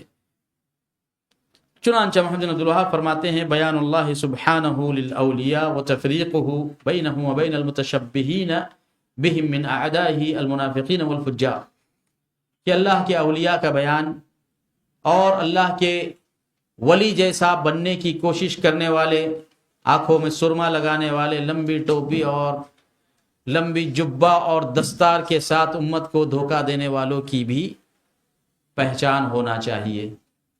اور جیسا کہ میں نے کتاب کے ابتدا میں آپ کو بتایا کہ یہ کتاب علماء کے لیے، اہل علم کے لیے انہوں نے لکھی ہے۔ اس سلسلے میں انہوں نے آیت ذکر فرمائی کہ اولیاء اللہ کو کیسے پہچانا جاتا ہے، قل ان کنتم تحبون اللہ فاتبعونی یحببکم اللہ۔ اللہ رب العالمین کی اطاعت اور اتباع کا معیار، محبت کا معیار اس کی اتباع ہے، اللہ اور اس کے رسول کی اتباع ہے۔ الا ان اولیاء اللہ لا خوف علیہم ولا هم يحزنون۔ فرماتے محمد بن عبد الوہاب رحمہ اللہ ثم صار الامر عند اکثر من يدعي العلم وانه من هداة الخلق وحفاظ الشرع الى ان الاولیاء لا بد فيهم من ترک اتباع الرسول، کہ اب ہمارے زمانے میں یہ حالت ہو گئی ہے کہ جو شخص نماز نہیں پڑھتا، جو شخص اسلام کے احکام سے بھاگتا ہے اور چرس اور گانجے کا شکار ہے، وہ اللہ کا ولی بن کے بیٹھا ہے اور اس کی ناپاکی کو ہی اللہ کی ولایت تصور کیا جا رہا ہے۔ کیا ہمارے زمانے میں یہ چیز نہیں ہے؟ 100% موجود ہے۔ میں بمبئی میں جو ہے مدینہ منورہ سے میں جب چھٹی میں آتا تھا تو کوئی نہ کوئی کورس ضرور کرتا تھا۔ ایک مرتبہ چھٹی میں کورس کرنے کے لیے گیا فورٹ میں، انڈو امریکن سوسائٹی سے میں نے ایڈوانس انگلش کنورزیشن کا کورس کیا ہے۔ تو جہاں میں رہتا تھا اس کے نیچے ایک بابا رہتے تھے، بالکل شراب اور اپنے جسمانی حیات اور کیفیت میں، اگر کوئی ان کو دیکھے تو سلام بھی نہ کرے۔ اور اسی کے ہوٹل میں بازو میں ایک ہوٹل تھا جس میں ہم لوگ پراٹھا کھاتے، پراٹھا بہت اچھا بنا تھا، کیرلا ہوٹل تھا۔ تو بازو میں بیٹھے بیٹھے ہم لوگ ہوٹل سے دیکھا کرتے تھے کہ لوگ جو ہے اپنا سگریٹ جلانے کے لیے بھی بابا کے پاس آتے تھے۔ پہلے اس کو منہ میں رکھتے، لائٹر مارتے، پہلے 2 پھونک مارتا اور پھر نکال لیتے اور وہ سگریٹ پی لیتا، اس سے کینسر نہیں ہوتا۔ چونکہ روزانہ کا ہمارا معمول تھا ایک دن دیکھا کہ جو ہے ایک آدمی نئی گاڑی خرید کے لے کے آیا اور اس کو لیمبو پانی ایسے پہنایا ہوا ہے اس کو، اور ہاتھ میں ایک پتھر لے کر آیا، بابا سے کہہ رہا ہے کہ بابا نئی گاڑی لیا ہوں۔ وہ بالکل مجھے مراقبے میں گیا، بہت دیر تک انتظار کیا، بازو میں پتھر لکھا ہوا رکھا، اٹھایا اور گاڑی کی کانچ پہ مار دیا اس نے، اس کی کانچ توڑ دیا اس نے۔ اور وہ شخص جو ہے جاہل شخص بابا کا شکریہ ادا کر کے جا رہا ہے کہ اب میری گاڑی کا کبھی ایکسیڈنٹ نہیں ہوگا۔ تو بتانا یہ مقصود ہے کہ ایک دن ہم لوگ چائے پی رہے تھے، ہم کو یہ نہیں پتا تھا کہ یہ ہوٹل والا بھی اس کا معتقد ہے۔ تو صبح صبح چائے پراٹھے ہم نے منگائے، وہ کھا کے ہم لوگ جاتے تھے کورس کرنے کے لیے۔ تو وہ ہوٹل کا جو مالک تھا اس نے پراٹھا اور چائے اس کو باہر ہی بیٹھتا تھا، بالکل گندی جگہ پہ بیٹھتا تھا اور سامنے سے گٹر جاتا تھا۔ چائے اس نے پیا، چائے پی کے اس گٹر میں وہ گلاس اس نے ڈالا اور وہی گلاس اس کے کیشیئر ٹیبل پہ لا کے ایسا رکھ دیا۔ جب ہم نے یہ چیز دیکھی اس ہوٹل میں کھانا ہی ہم نے چھوڑ دیا کہ یہ خود بھی اس کا معتقد ہے۔ یہ امت کی حالت ہے کہ سماج اور معاشرے کے وہ افراد جو شریعت کی مخالفتیں کر رہے ہیں، شریعت کے ساتھ کھلواڑ کر رہے ہیں، وہ اللہ کے ولی بن کے بیٹھے ہیں، بزرگ بن کے بیٹھے ہوئے ہیں۔ یہ امت کے ساتھ دھوکہ ہے، یہ امت کے ساتھ دھوکہ ہے۔ ایک بہت بڑی تعداد ہے جو اپنے آپ کو شرعی تکالیف کا ذمہ دار نہیں سمجھتی۔ علماء صوفیہ کی کتاب پڑھی آپ، انہوں نے ذکر کیا ہے اس مسئلے کو۔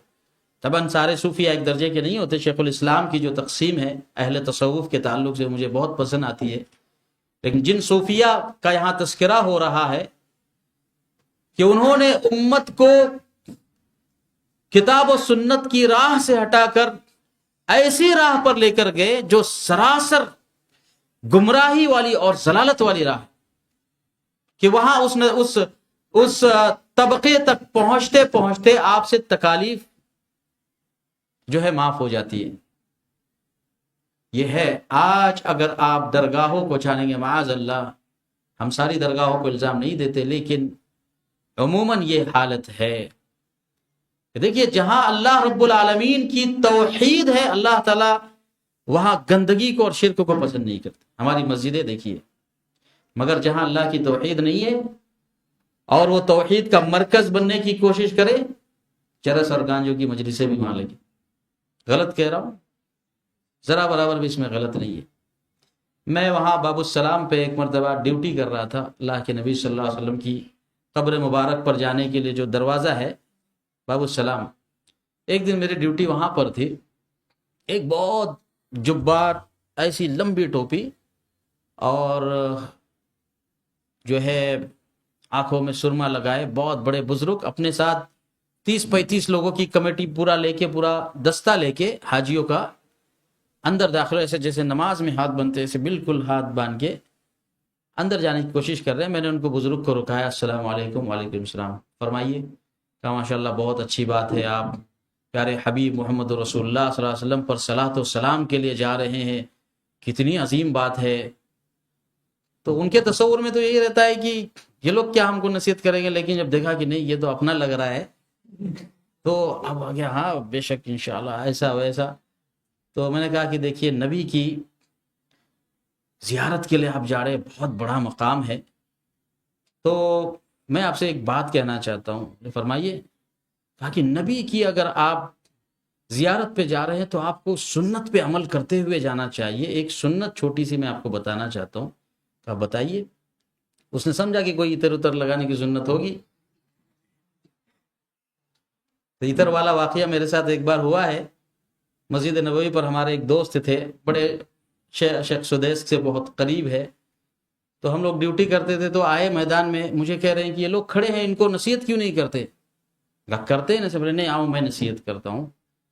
تو ایک جو ہے ہری پگڑی والا تھا، ایسے کھڑا تھا، اس کے پاس لے کے گئے اور مجھ سے کہا کہ میں عربی میں بولوں گا، تم اس کا ترجمہ کر دو۔ ٹھیک ہے۔ اب اس کو کہنے لگے بھائی صاحب کیسے ہیں آپ، کہاں سے آئے، خیریت ہے؟ ایسا دیکھیے اللہ کے نبی کی سنتوں کی بہت زیادہ اہمیت ہوتی ہے، سنت پر عمل کرنا چاہیے۔ مجھ سے کہا کہ ترجمہ کرو۔ میں نے ترجمہ کیا جیسا انہوں نے بتایا کہ سنت پر عمل کرنے والا کرنا چاہیے. وہ ہاتھ باندھ کر کے سن رہا ہے. اس کے بعد اس نے کہا کہ میں ایک سوال کرنا چاہتا ہوں شیخ سے, آپ ترجمہ کر دو. کہا ٹھیک ہے, کیا سوال ہے؟ شیخ سے پوچھو شیخ کے جیب میں عطر ہے کیا. تو میں نے شیخ سے کہا کہ یہ کہہ رہا ہے آپ کے جیب میں عطر ہے کیا. ہم ڈھونڈ رہے تو عطر جو ہے کہیں بھی عطر نہیں ہے. تو میں نے کہا نہیں ہے. کہا آپ کے پاس ہے؟ ان کا میرے پاس بھی نہیں. شیخ نے ابھی کہا نا سنت سے محبت ہونا چاہیے. یہ دیکھو اللہ کے نبی کو عطر پسند نہ, میرے پاس عطر ہے. تم دونوں کو سنت سے محبت نہیں ہے مجھے. اب کوئی جواب نہیں, شیخ کے پاس کیا جواب دیں گے. تو یہ بزرگ شخص جو ہے, میں نے ان سے کہا کہ اتنی بڑی عظیم ہستی کو سلام کرنے جا رہے ہیں تو آپ جو ہے ایک سنت پر عمل کر کے جائیں. ان کا کیا سنت ہے؟ میں نے کہا اللہ کے نبی صلی اللہ تعالی وسلم نے فرمایا, صحیح بخاری کی حدیث ہے اور صحیح مسلم کی حدیث, ایسے بیان کر کے میں نے کہا ما اسفل من الکعبین فهو فی النار. اللہ کے نبی صلی اللہ علیہ وسلم ہمیشہ ٹخنے کے اوپر پہنا چاہ کرتے تھے, نبی کی سنت ہے. تو تھوڑا سا جو پائجامہ ہے نا اس کو اوپر کر لیجئے. تو اس شخص نے کیا کہا جانتے ہیں؟ اس شخص نے کہا کہ تیری سنت تیرے جیب میں اور نبی کی عزت میرے دل میں ہے. کہا عجیب بات ہے. کہا ہٹ جاؤ, اللہ کے نبی یہ سنتوں کو نہیں دیکھتے. نعوذ باللہ. یعنی دیکھیے جواب دینے کا انداز, امت اس جبہ اور دستار میں نبی کی سنتوں پر عمل کرنے کے لیے تیار نہیں, اپنی فلسفی اور اپنی عقل کو دین مان رہی. اور یہی ہماری گمراہی کی اور ہمارے ضلالت کی اور اللہ رب العالمین کی طرف سے اللہ کے قہر کی وجہ ہے کہ اللہ کی نصرت اور مدد کیوں رکی ہوئی ہے. اللہ کی کتاب اور نبی کی سنت کے ساتھ ہم اس کا حق نہیں ادا کر رہے ہیں.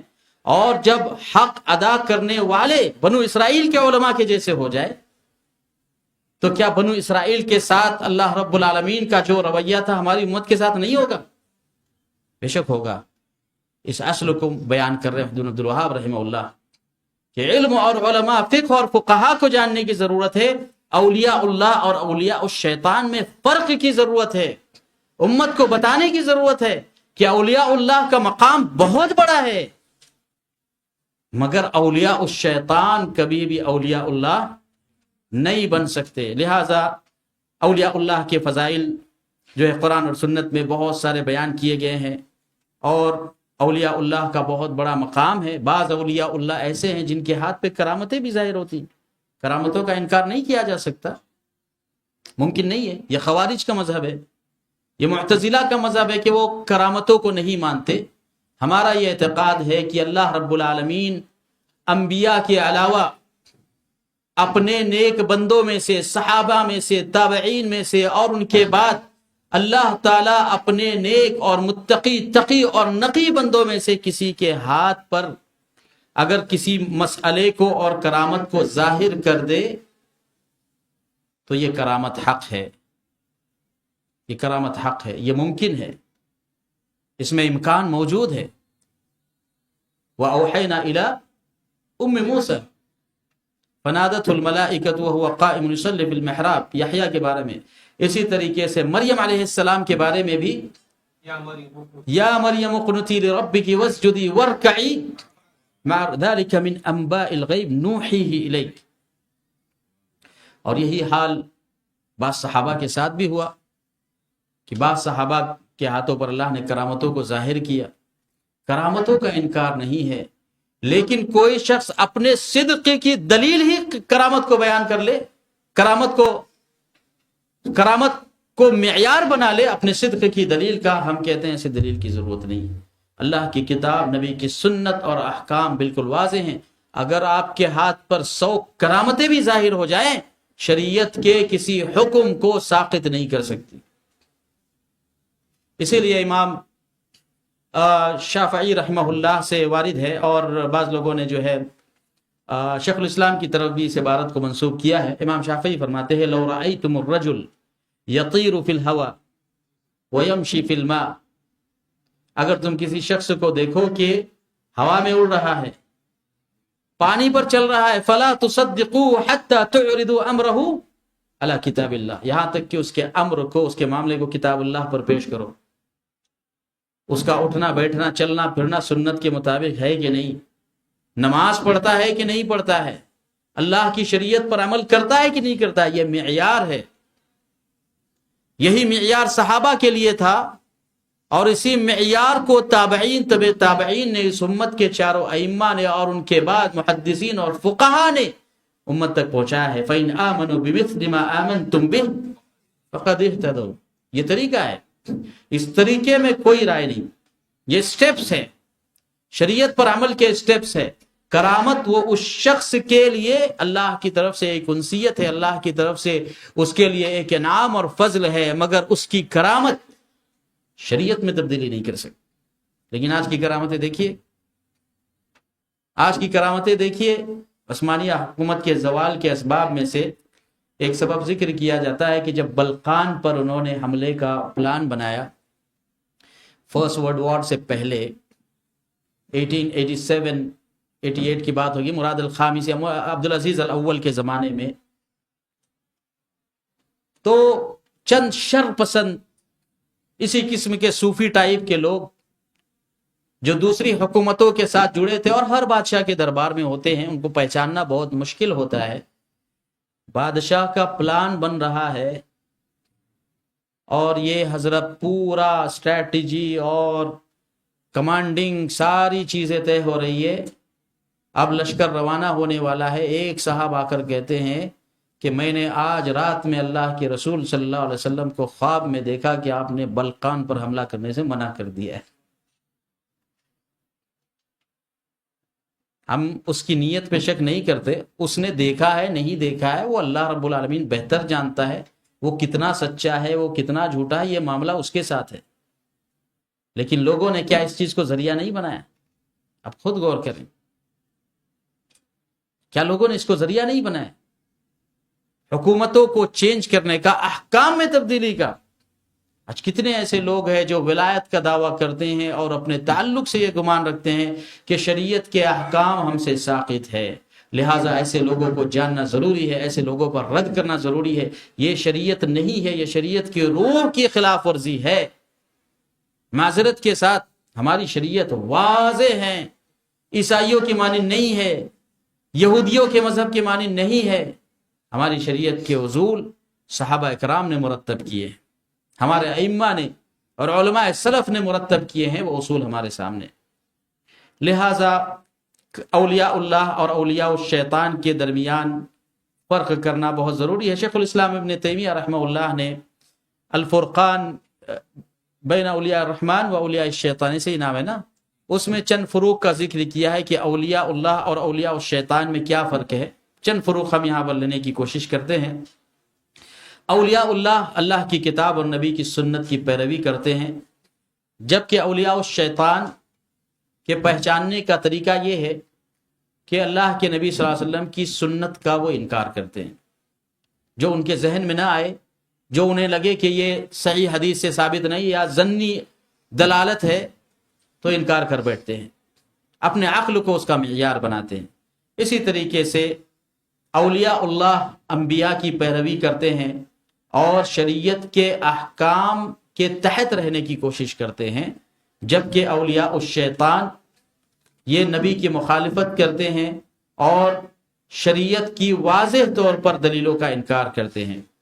औलियाउल्लाह के अंदर ईमान और तक़वे की कैफियत होती है, औलियाउश्शैतान अपने ज़ाहिरी जिस्म से वली बनने की कोशिश करते हैं, बातिन में कुफ्र और फुजूर, हत्ता कि जादूगरी और जुनून और मुकाशिफात में भी उनको पाया गया। शेखुल इस्लाम ने इसकी मिसालें भी जिक्र की है कि जो औलियाउल्लाह है वो तकी और नकी अपने चेहरों से नजर आते हैं, मगर औलियाउश्शैतान सुर में लगा लगा के और आज के जमाने की इस्तिलाह के हिसाब से मेकअप कर करके अपने अपने चीचक ज़दा चेहरे को छुपाने की कोशिश करते हैं और उम्मत के सामने हरी और बड़ी पगड़ियों के जरिए बड़ा बनने की कोशिश करते हैं और लोग उनके फितनों में पड़ जाते हैं और अल्लाह की किताब और नबी की सुन्नत से दूर हो जाते हैं। इस पे कई मिसालें हैं, तफसील की ज़रूरत नहीं है। इसी तरीके से औलियाउल्लाह ये एतक़ाद रखते हैं कि नबी یہ ولی سے افضل ہے. جبکہ اولیاء الشیطان کہتے ہیں کہ کوئی بھی نبی اس وقت تک نہیں ہو سکتا جب تک وہ پہلے ولی نہ بن جائے. دیکھیے کیا ان کی عقل کام کرتی ہے کہ اللہ کے نبی کو پہلے ولی بنایا گیا، امین اور صادق بنایا گیا، نبوت بعد میں دی گئی. کیا بولتے ہیں شبہ کے سلسلے میں؟ تو یہ لوگ کہتے ہیں کہ نبی پہلے ولی ہوتا ہے اور اس کے بعد نبوت کا درجہ ملتا ہے. ہم کہتے ہیں تمہاری ہی بات میں تمہارے اوپر رد ہے. کسی کمپنی میں ایک آدمی پہلے سپروائزر رہتا ہے، بعد میں صحیح ہے غلط ہے؟ ظاہر سی بات ہے کہ یہ عقلاً اور فطرتاً بھی یہ بات قبول نہیں ہے. نبی خود ولی ہے، لیکن ہر ولی نبی ہو یہ شرط نہیں جب تک اللہ رب العالمین کی طرف سے اسے نبوت سے سرفراز نہ کیا جائے. اسی لیے کئی اللہ رب العالمین کے اولیاء کے سلسلے میں اختلاف ہے کہ وہ نبی تھے کہ نہیں تھے. ذوالقرنین کے سلسلے میں، لقمان علیہ السلام کے سلسلے میں، خضر علیہ السلام کے سلسلے میں تو جمہور کی رائے ہے کہ وہ نبی تھے، کیونکہ اہل تصوف نے بہت بڑا ہوا کھڑا کیا ہے ولایت کو افضل ثابت کرنے کے لیے. اس لیے جمہور کی رائے کہ خضر علیہ السلام نبی تھے. حزقیال کے سلسلے میں، یوشع بن نون کے سلسلے میں، تبع کے سلسلے میں، قوم تبع قرآن میں ذکر ہے. جی ہاں، یمن مملکت سبا کے جو ہے اس میں ان کا ذکر کیا جاتا ہے. تو بہت سارے ایسے لوگ ہیں جن کے سلسلے میں اس موضوع کو اختلافی موضوع رکھا گیا. شریعت کی حکمتیں ہیں بہت ساری چیزوں میں شریعت کی حکمتیں ہیں.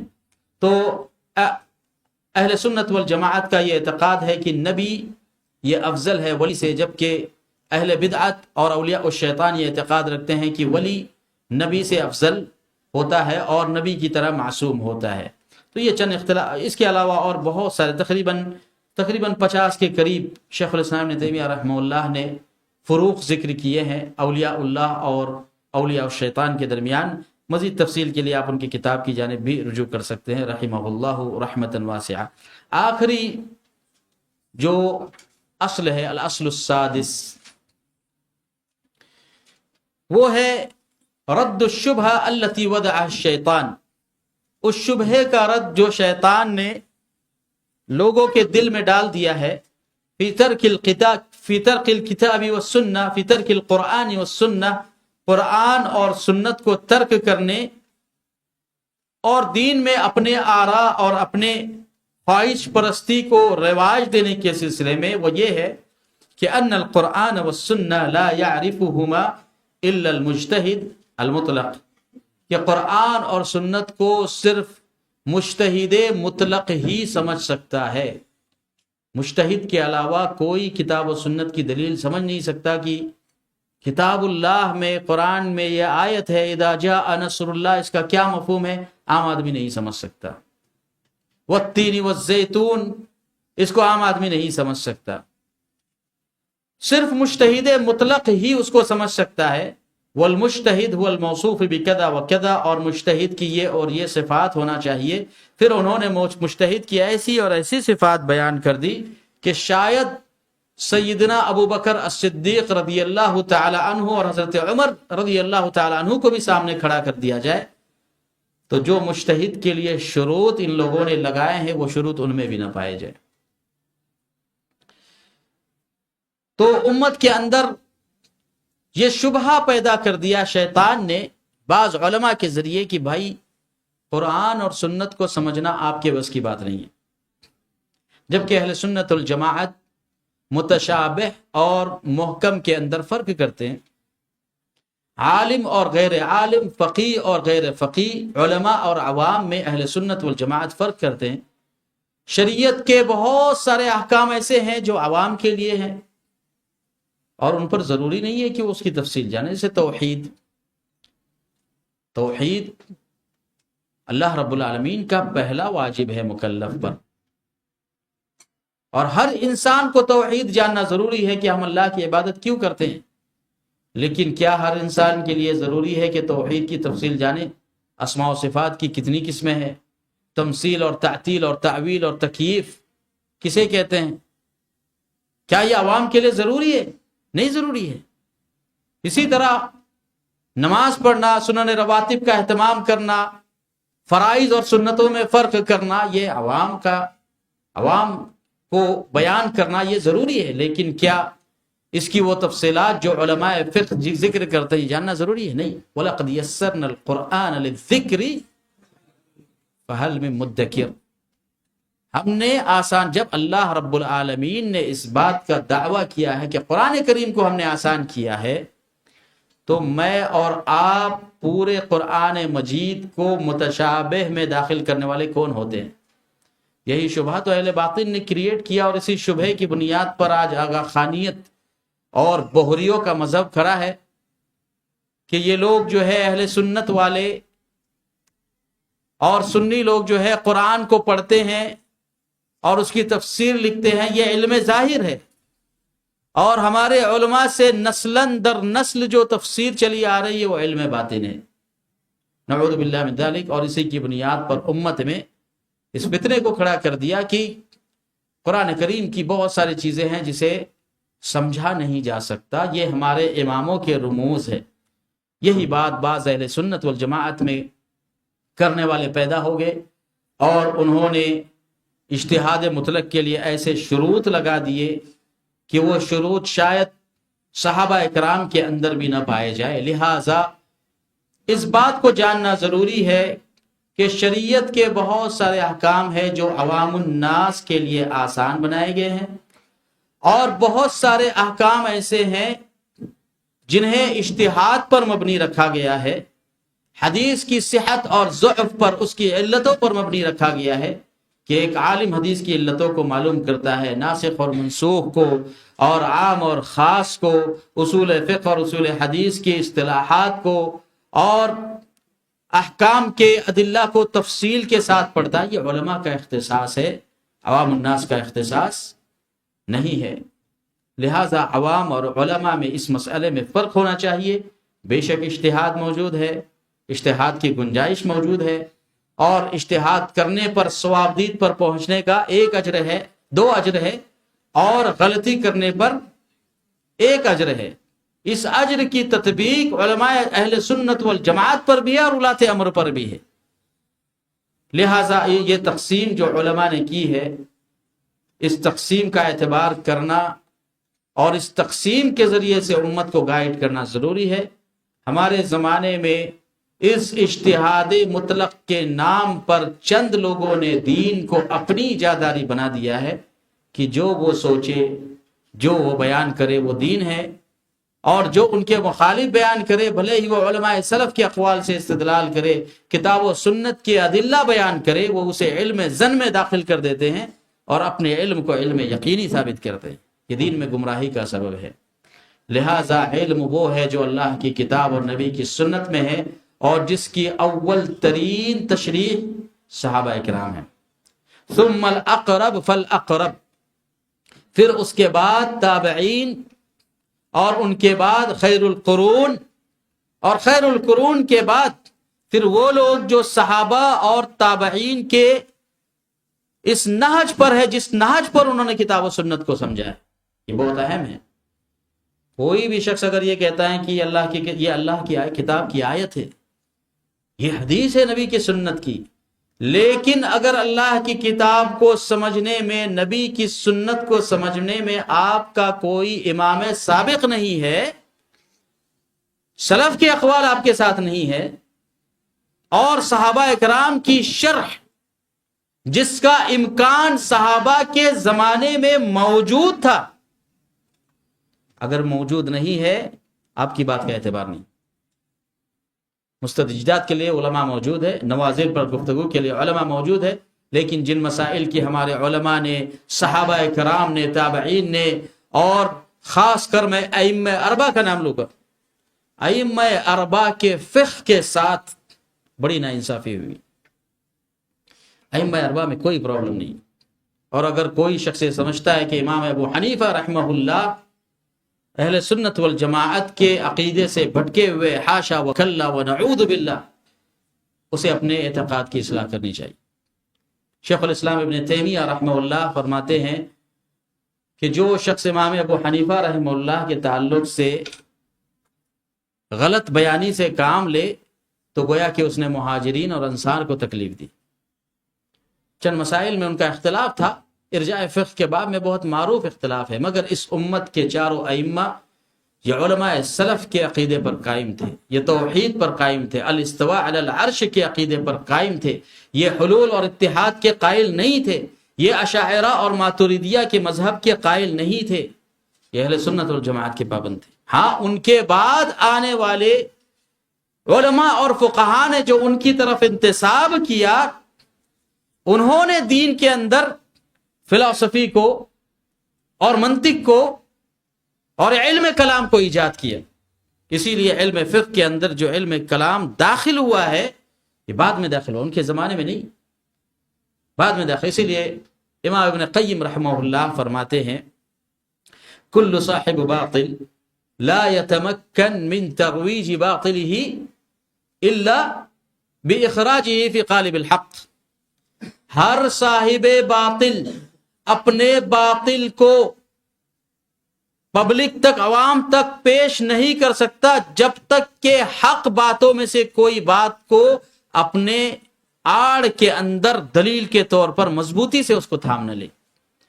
پھر امام ابن قیم رحمہ اللہ نے اہل تشیع کی مثال دی کہ حب علی کو انہوں نے اتنی مضبوطی سے تھام لیا، آل بیت کی محبت کو، کہ اس کی آڑ میں اب چاہے وہ جتنی بدعتیں ایجاد کر لے کوئی روکنے والا نہیں.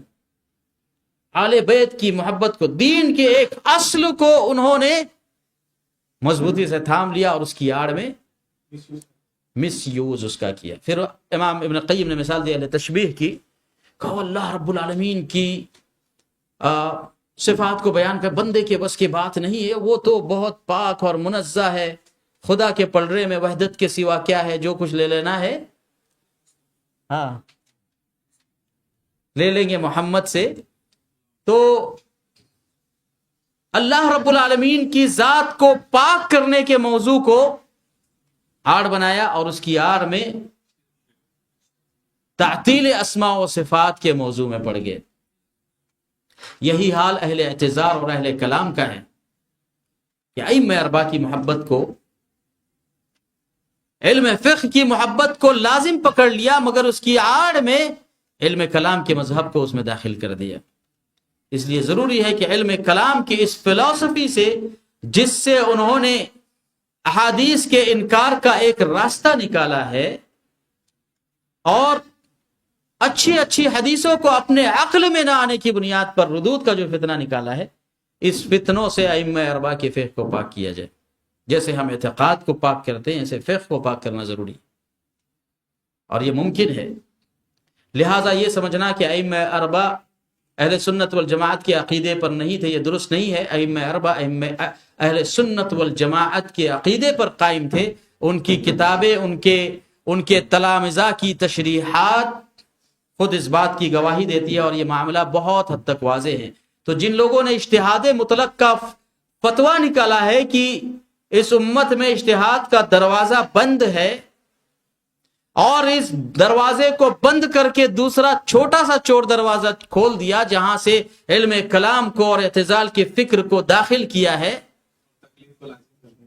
جی ہاں، تو اس موضوع کی بنیاد پر امت اپنے مشن سے ہٹ گئی. اسی لیے محمد بن عبد الوہاب رحمہ اللہ نے اجتہاد مطلق کے اس اصل کو چھٹے اصل کے طور پر ذکر کیا کہ دین کو سمجھنا آسان ہے. بہت ساری چیزیں علماء کا اختصاص ہے، لیکن بہت ساری چیزیں آسان ہیں جنہیں بہت آسانی کے ذریعے علماء کے ذریعے سمجھا جا سکتا ہے اور دین پر اس پر عمل کیا جا سکتا ہے. یہ 6 اصول تھے. کتاب بہت اہم ہے، اردو زبان میں، انگریزی زبان میں بھی اویلیبل ہے اور انٹرنیٹ پر بھی موجود ہے. انشاءاللہ میں آپ لوگوں کو یا گروپ کے ذریعے میں چند ساتھیوں کو کتاب بھیجوں گا، وہ آپ کو انشاءاللہ بھیجیں گے. اس کتاب کا مطالعہ کرنا چاہیے، اپنی زندگی میں اسے نافذ کرنا چاہیے. اللہ تعالیٰ مجھے اور آپ کو نیک توفیق عطا فرمائے. اللہ رب العالمین ہمیں دین اسلام پر قائم رکھے. اللہ تعالیٰ ہم سب کو توحید کی نعمت سے نوازے. اللہ تعالیٰ ہم سب کو شرک اور بدعت سے محفوظ رکھے. الہ العالمین ہم سب کو رسول اللہ صلی اللہ تعالیٰ علیہ وسلم کی سنتوں پر قائم رکھے، صحابہ کرام کے طریقے پر قائم رکھے. اقول قولی هذا واستغفر الله لي ولكم ولسائر المسلمين فاستغفروه انه هو الغفور الرحيم وصلى الله على نبينا محمد وعلى آله وصحبه وسلم. السلام علیکم ورحمۃ اللہ وبرکاتہ.